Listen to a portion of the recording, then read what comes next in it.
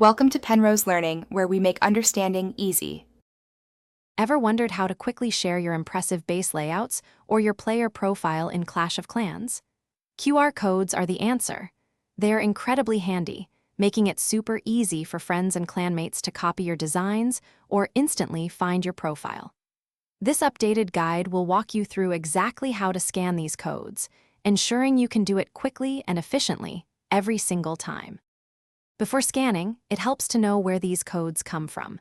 If you want to share your base layout, head into your base editor and look for the Share button, usually near the top.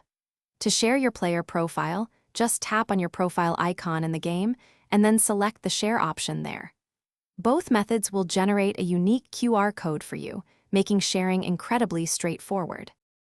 Now, let's talk about scanning directly within the Clash of Clans app. For instance, when you're trying to import a new base layout, the game often provides an integrated scanner.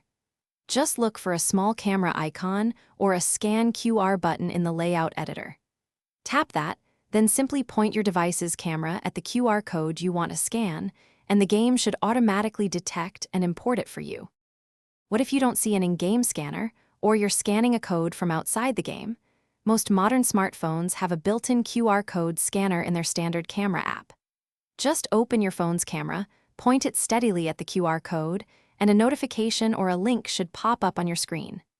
Tap that link, and it will usually open the Clash of Clans content directly through your web browser, ready for use. To ensure a smooth scan every time, remember a few key tips.